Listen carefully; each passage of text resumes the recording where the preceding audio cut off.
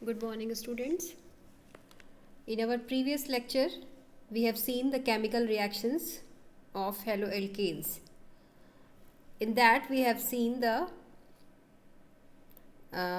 nucleophilic substitution reaction,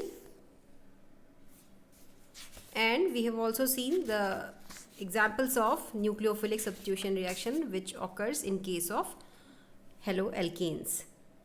Today we have to see the reaction mechanism of nucleophilic substitution reaction. Before that we have also seen the ambident nucleophiles. So let us start the mechanism of nucleophilic substitution reaction. Students, nucleophilic substitution reaction follows two mechanisms, that is SN1 and SN2, which we have seen that in our previous lecture. What is this, that SN1 and SN2? SN1 means nucleophilic substitution unimolecular, or SN2 is nucleophilic substitution having bimolecular mechanism. Okay, what is this? Let us discuss this. First of all, we will discuss the substitution nucleophilic bimolecular. It means SN2. मतलब सबसे पहले हम लोग बच्चों SN2 reaction discuss करेंगे, ठीक है। ये SN2 रिएक्शन क्या है? अगर आप देख रहे हो, हम लोग हेलो एल्केन्स पढ़ रहे हैं यहाँ पे। हेलो एल्केन्स मतलब एक्स ही लिखती हूँ मैं, दिस, ठीक है।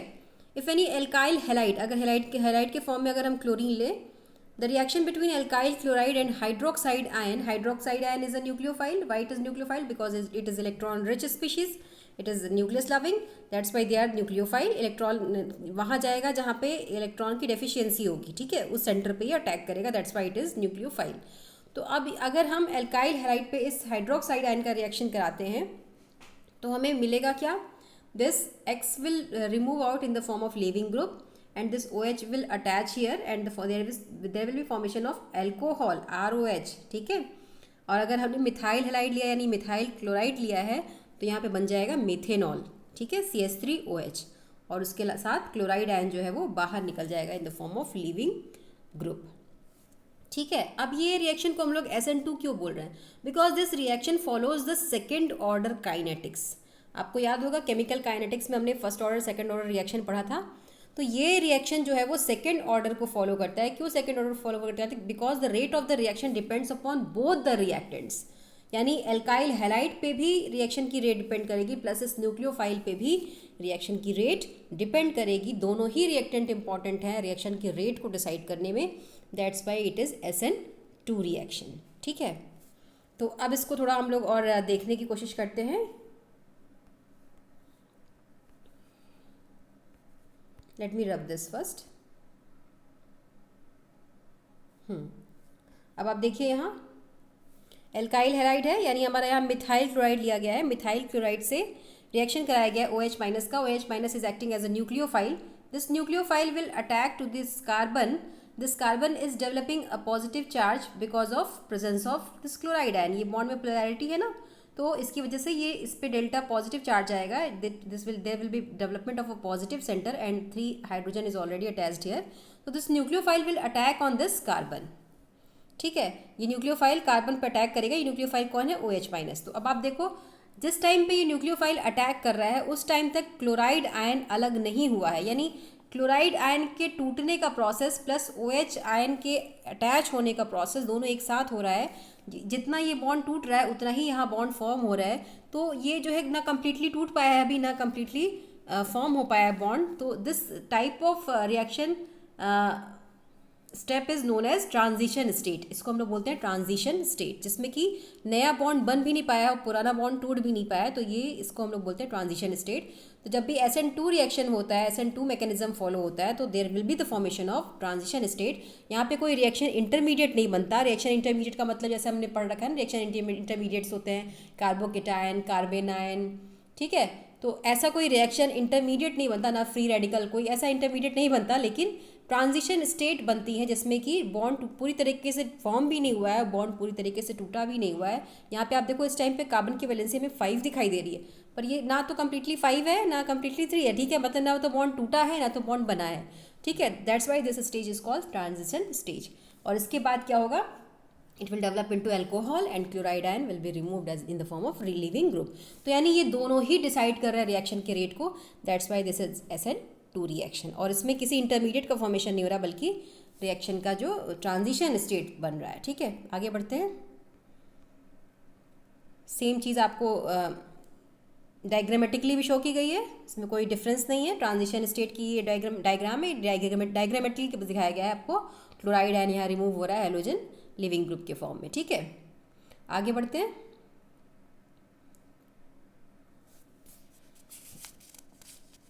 इसको बाई मॉलिक्यूलर रिएक्शन हम लोग कह रहे हैं ना. बाई मॉलिक्यूलर क्यों कह रहे हैं? क्योंकि इसमें दोनों ही मॉलिक्यूल्स पे रिएक्टेंट के जो दोनों मॉलिक्यूल्स हैं न्यूक्लियोफाइल प्लस जो एल्काइल हैलाइड है दोनों पे ही रिएक्शन की रेट डिपेंड कर रही है, इसलिए इसको बाई मॉलिक्यूलर न्यूक्लियोफिलिक रिएक्शन बोल रहे हैं. This reaction is following second order kinetics. मतलब रिएक्शन का ऑर्डर क्या होगा यहाँ पे? रिएक्शन का ऑर्डर होगा 2.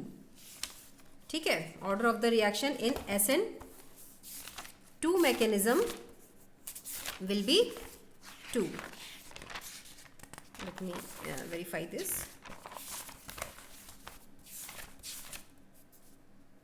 ठीक है, अच्छा आगे बढ़ते हैं. SN2 रिएक्शन में order of the reaction will be 2. It follow second order kinetic, that's why it is by molecular nucleophilic substitution. अब बात करते हैं ट्रांजिशन स्टेट की. बात हो गई. यहाँ पे कोई रिएक्शन इंटरमीडिएट नहीं बनता लेकिन ट्रांजिशन स्टेट बनती है. ठीक है, अच्छा और क्या होता है? अब आप देखो, जब भी ये लिविंग ग्रुप रिमूव होगा और न्यूक्लियोफाइल अटैक करेगा तो ये there will be the change of configuration. Change of configuration means जैसे आप छतरी आप अम्ब्रेला यूज़ करते हो ना, you all use umbrella. Umbrella का कुछ शेप इस तरीके का होता है. ठीक है, लेकिन जब कभी बहुत तेज हवाएं चलती होती हैं, strong, when there is strong wind, umbrella क्या होता है? ऐसे खुलने की बजाय क्या होता है? ऐसे खुल रहा है. हवा की वजह से वो उल्टा हो जाता है ना. तो दिस इज कॉल्ड इन्वर्जन. इसको हम लोग इन्वर्जन बोलते हैं. मतलब जिस चीज़ को इस तरीके से होना चाहिए था वो इस तरीके से हो गई. ठीक है, तो ये क्या है? Inversion of configuration. ठीक है, तो जो हमारा जो SN2 रिएक्शन होता है इसमें भी इन्वर्जन होता है. मतलब अगर कार्बन पे ये 4 ग्रुप अटैच्ड हैं, इधर X Y Z एंड मान लो W है इधर, तो अगर ये Y इधर से इधर आ गया और Z इधर से इधर आ गया तो इसका मतलब ये क्या हो गया? This is inversion. मतलब जो कन्फिगरेशन होना चाहिए था उसका जस्ट अपोजिट अगर कन्फिगरेशन हो गया, दिस इज कॉल्ड इन्वर्जन. ठीक है, तो SN2 रिएक्शन में क्या होता है? The configuration of carbon atom under attack inverts in much the same way as the umbrella is turn inside out. ठीक है, when there is a strong wind so there will leaving group is pushed away. ठीक है, leaving group बाहर चला जाएगा और जो हमारा जो न्यूक्लियोफाइल है वो अटैच होगा अपोजिट साइड में, जिस साइड में लिविंग ग्रुप था उसके अपोजिट साइड में. ठीक है, so that is why there is inversion of configuration. ठीक है, इन SN2 रिएक्शन क्या होता है? Inversion of configuration. अगर आप इसको देखिए ध्यान से इस एग्जाम्पल को, तो आप देखो लिविंग ग्रुप यहाँ क्लोराइड आयन इस साइड था, लेकिन जब OH अटैच हुआ तो OH इस साइड आ गया. यानी यहाँ पे इन्वर्जन ऑफ कन्फिगरेशन हुआ कि नहीं हुआ? क्लोराइड आयन जहाँ था वहाँ पे OH अटैच नहीं हुआ बल्कि उसके अपोजिट साइड में अटैच हुआ. तो this is called inversion of configuration which is occurring in SN2 reaction. ठीक है, अब बात करते हैं और SN2 रिएक्शन की आगे. अच्छा, SN2 रिएक्शन में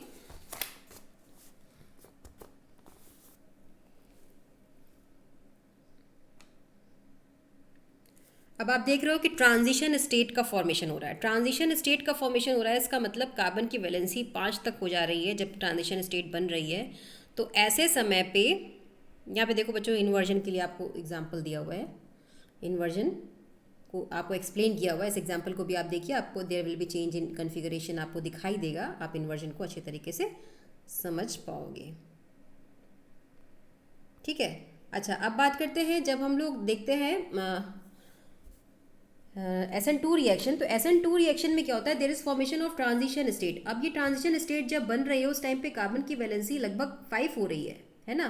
तो ऐसे टाइम पे अगर ये कार्बन पे बल्कि ग्रुप अटैच्ड होंगे, बड़े बड़े ग्रुप अटैच्ड होंगे, तो क्या होगा? उस टाइम पे ये जो न्यूक्लियोफिलिक अटैक है that will be inhibited because of presence of बल्कि ग्रुप्स, क्योंकि ट्रांजिशन स्टेट बन रही है. ठीक है, तो बल्कि ग्रुप होने से SN2 रिएक्शन इनहिबिट होता है. That's Y SN2 reaction will be faster in case of primary alkyl halide, then after secondary alkyl halide and then after tertiary alkyl halide. मतलब the SN2 reaction mechanism will have inhibiting effect due to the steric factor.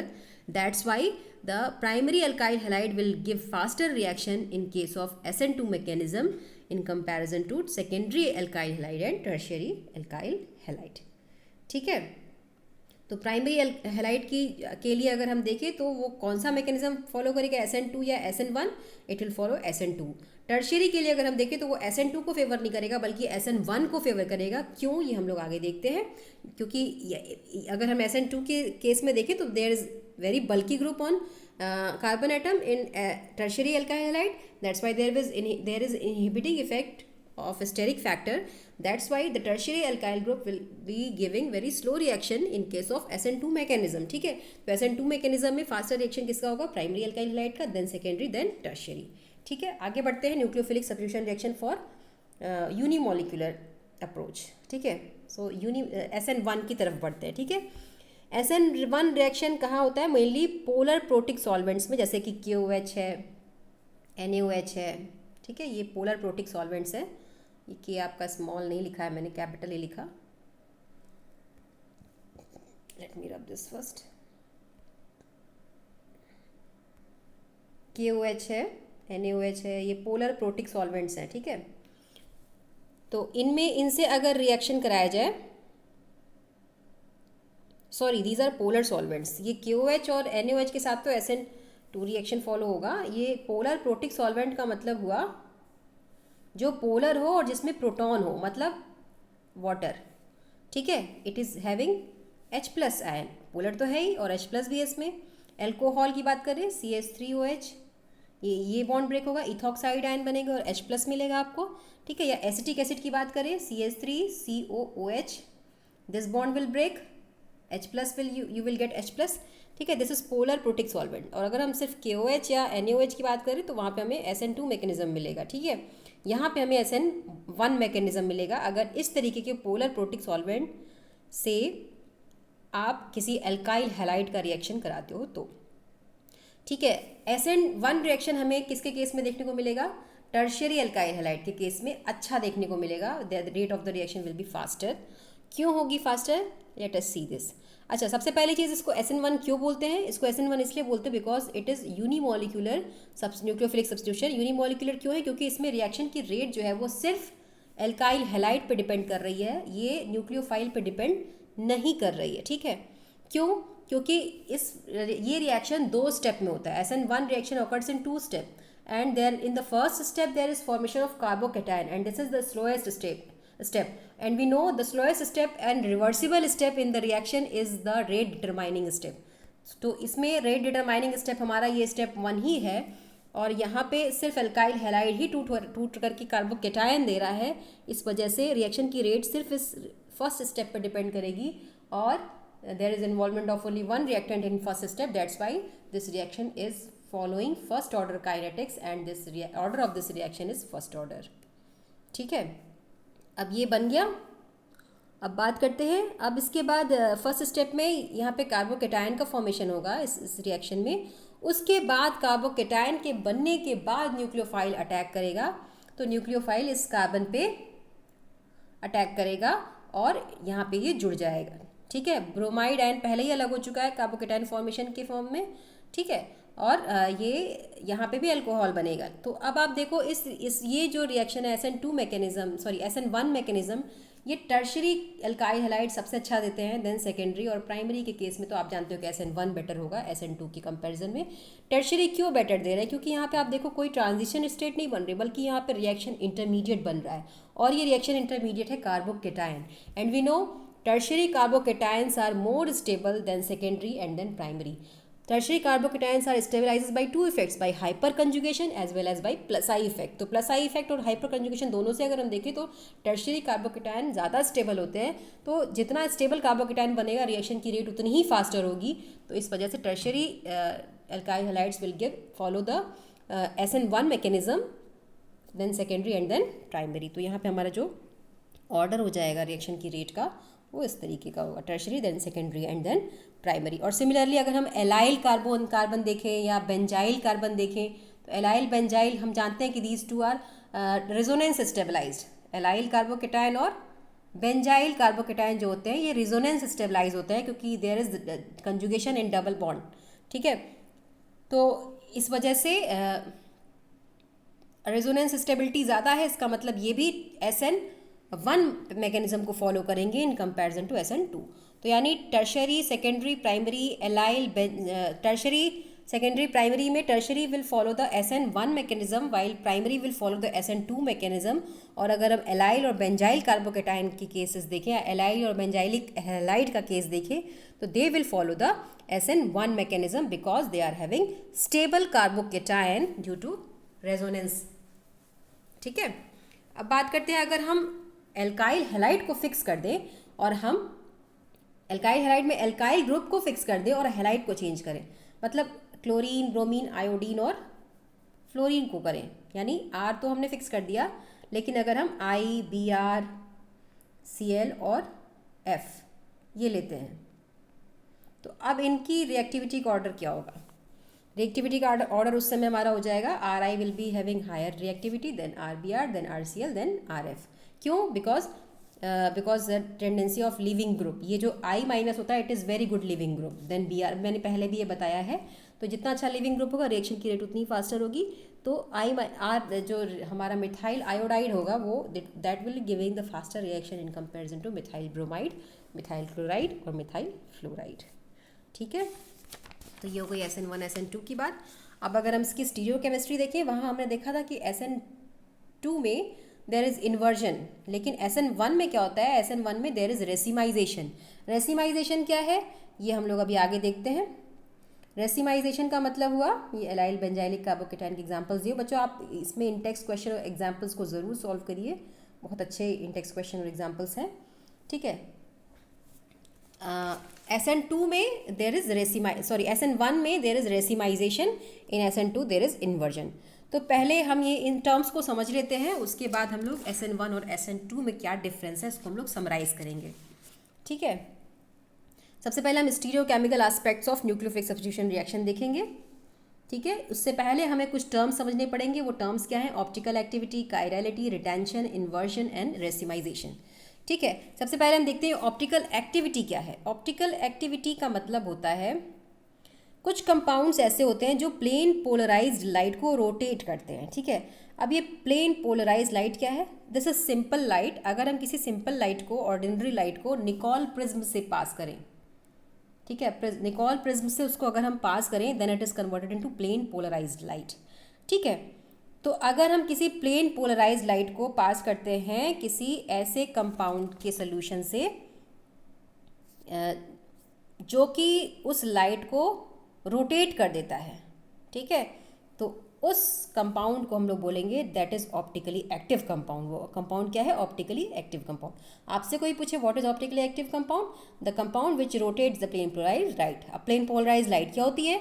वो lights जो हम लोग ordinary light को जब Nicol prism से पास करते हैं तो वो प्लेन पोलराइज्ड लाइट बन जाती है, ठीक है। अब जिस इंस्ट्रूमेंट से इस प्लेन पोलराइज्ड लाइट के रोटेशन को हम मेजर कर सकते हैं उसको बोलते हैं पोलैरीमीटर, ठीक है। पोलैरीमीटर क्या है? अब प्लेन पोलराइज लाइट को इस कंपाउंड ने रोटेट कर दिया, अब इस रोटेशन का जो एंगल है उसको जिससे भी मेजर करेंगे हम उसको क्या बोलेंगे? पोलैरीमीटर, ठीक है। अब जब ये ऑप्टिकली एक्टिव कंपाउंड्स होते हैं, ये प्लेन पोलराइज लाइट रोटेट कर रहे हैं, तो ये रोटेशन क्लॉकवाइज भी हो सकता है, ये एंटी क्लॉकवाइज भी हो सकता है। Rotation can be in both the directions, ठीक है। तो अगर ये रोटेशन प्लेन पोलराइज लाइट का क्लॉकवाइज होता है यानी राइट डायरेक्शन में लाइट को रोटेट करता है, तब उसको हम लोग बोलते हैं dextro rotatory. Dextro Greek word है बच्चों, डेक्स्ट्रो राइट के लिए हम लोग ग्रीक में डेक्स्ट्रो वर्ड यूज़ करते हैं। तो राइट रोटेटिंग ग्रुप जो प्लेन पोलराइज लाइट को राइट में रोटेट करते हैं उसको हम लोग बोलेंगे डेक्स्ट्रो रोटेटरी या D form of that compound, ठीक है। शॉर्ट में उसको हम लोग डी फॉर्म भी बोलते हैं। It is having clockwise rotation, ठीक है, राइट डायरेक्शन में।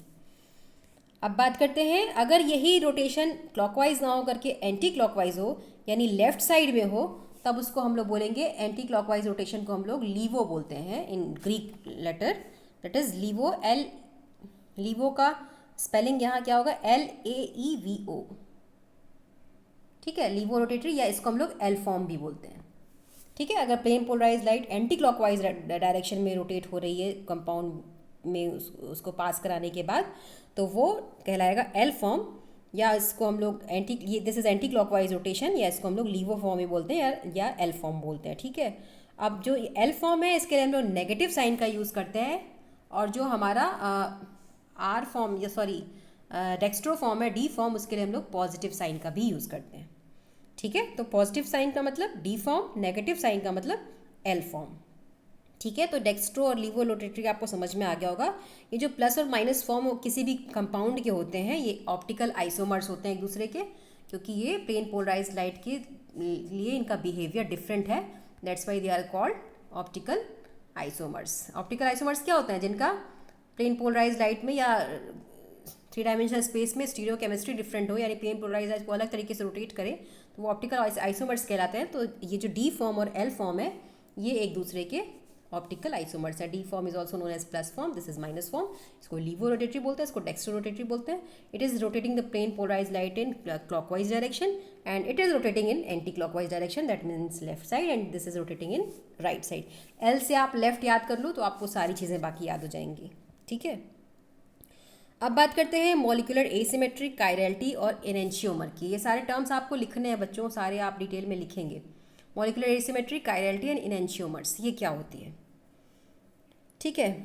तो अभी तो जो हमने देखा उसके आगे लुईस पाश्चर ने क्या देखा था कि कुछ क्रिस्टल्स जो है वो मिरर इमेजेस बनाते हैं। जैसे आप जानते हो ना कि अल्फ़ाबेट्स में भी कुछ लेटर्स एक दूसरे के मिरर इमेज होते हैं। जैसे कि आप ए को देखो, ए इज़ मिरर इमेज, ठीक है। बी मिरर इमेज नहीं है, है ना, क्योंकि बी में आप देखो तो थोड़ा वो जो ओरिएंटेशन है वो चेंज हो जाता है, ठीक है। तो ऐसे कुछ कंपाउंड्स लुईस पाश्चर ने देखे, उसके बाद उन्होंने उस पर और फर्दर रिसर्च की, और कुछ और साइंटिस्ट वॉन्ट हफ, लीबेल, इन सब ने मिल करके ये मॉलिक्यूल्स के अरेंजमेंट को देखा, 3 डायमेंशनल अरेंजमेंट ऑफ एटम्स, ठीक है। और उसके बेसिस पे ऑप्टिकल एक्टिविटी उन्होंने देखा।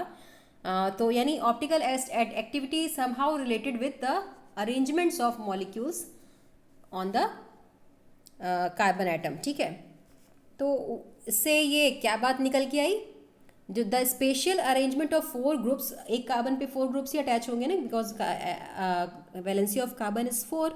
तो जो स्पेशियल अरेंजमेंट होता है 4 ग्रुप्स का around a central carbon is tetrahedral. वैसे नॉर्मली तो टेट्राहेड्रल होता है, ठीक है। और अगर ये चारों सब जो हमारे ग्रुप्स हैं ये डिफरेंट है, X, Y, Z and W, अगर ये चारों ग्रुप्स डिफरेंट हैं तो इसका मतलब होता है इस कार्बन को हम लोग बोलते हैं एसिमेट्रिक कार्बन। अगर ये चारों ग्रुप्स डिफरेंट हुए तो इसको बोलेंगे हम लोग एसिमेट्रिक कार्बन, ठीक है। अगर ये चारों ग्रुप्स डिफरेंट नहीं हुए तो सिमेट्री होगी कहीं ना कहीं इसमें। कैसी सिमेट्री है वो डिपेंड करता है कैसा ग्रुप और कहाँ कहाँ अटैच है उस पर, ठीक है। इसी से रिलेटेड एक और टर्म है chiral carbon and A chiral carbon. जो हमारा एसिमेट्रिक कार्बन होता है उसको हम लोग कायरल कार्बन बोलते हैं, ठीक है। अब ये कायरल सेंटर ये टर्म क्यों यूज़ हुआ?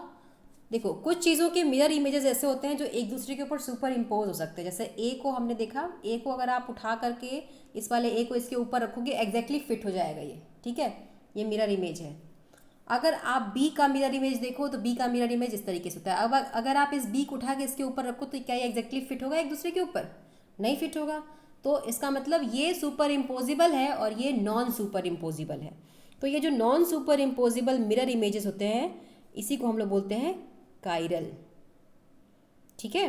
The objects which are non super imposable on the mirror images are said to be chiral, और इस प्रॉपर्टी को हम लोग बोलते हैं कायरलिटी, ठीक है।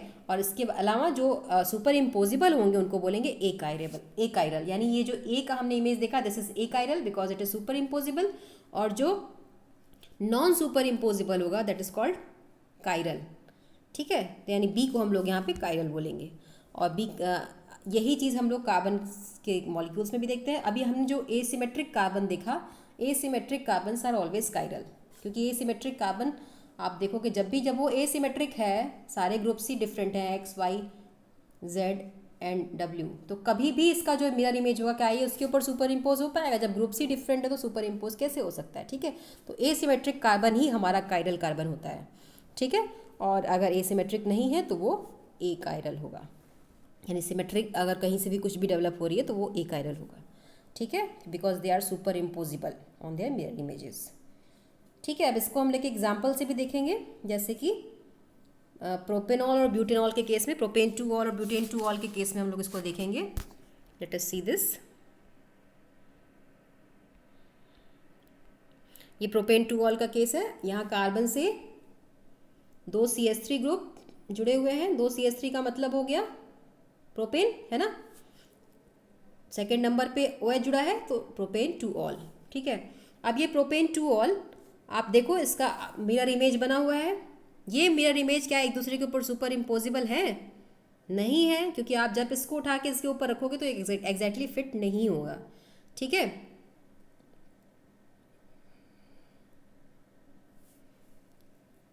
तो ये हो गया C obtained by rotating B by 180 degree. C कब इसको 180 डिग्री रोटेट करके ये बनाया गया है। तो अभी ये तो सुपर इम्पोज होगा, लेकिन ये जो इसका mirror image, exact mirror image है, that is non super imposable, ठीक है। तो सी सुपर इम्पोजिबल है ऑन इट्स मिरर इमेज, मतलब सी इसके ऊपर सुपर इम्पोजिबल है, लेकिन जो हमारा ए है, C is super imposable on its mirror image A, ठीक है। सी को हम लोग ए के ऊपर सुपर इम्पोज कर सकते हैं क्योंकि हमने इसको 180 डिग्री रोटेट कर दिया, लेकिन जब आप बी को देखोगे तो बी सुपर इम्पोजिबल नहीं है, ठीक है।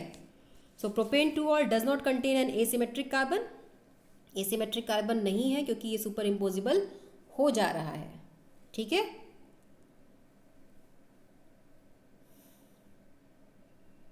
जब आप इसको 180 डिग्री रोटेट करा दे रहे हो तो, ठीक है।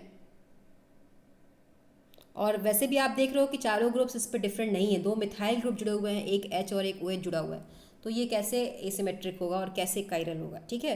तो यानी it is having a chiral carbon, क्योंकि यहाँ पे चारों ग्रुप्स डिफरेंट नहीं है। कहीं ना कहीं थोड़ी सिमेट्री आपको दिख रही है, ये एसिमेट्रिक नहीं है और ना ही ये कायरल है। This is having a chiral molecule. अब यही चीज़ हम अगर ब्यूटेन 2 ऑल के केस में देखें, ब्यूटेन 2 ऑल के केस में क्या हो रहा है, यहाँ पे चारों ग्रुप्स डिफरेंट हो गए। चारों ग्रुप्स डिफरेंट का मतलब दिस इज कायरल कार्बन, है ना, इट इज हैविंग एसिमेट्री, ठीक है। तो अब आप देखो ये कभी भी एक दूसरे के ऊपर सुपर इम्पोजिबल नहीं होंगे। इसका मतलब the stereo isomer related to each other as non super imposable mirror images, और ठीक है।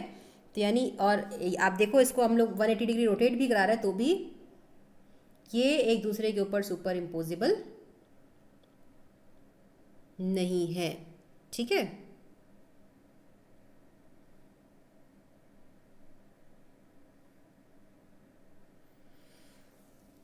तो ये जो हमारा कार्बन है वो कायरल कार्बन है, because all the groups are different and there is non super imposable mirror images, ठीक है। और जो ये मिरर इमेजेस होते हैं, non super imposable mirror images जो होते हैं ना, उनको हम लोग ऐसे स्टीरियो आइसोमर्स जो कि which are related to each other as non super imposable mirror images, they are called enantiomers. उनको हम लोग क्या बोलते हैं?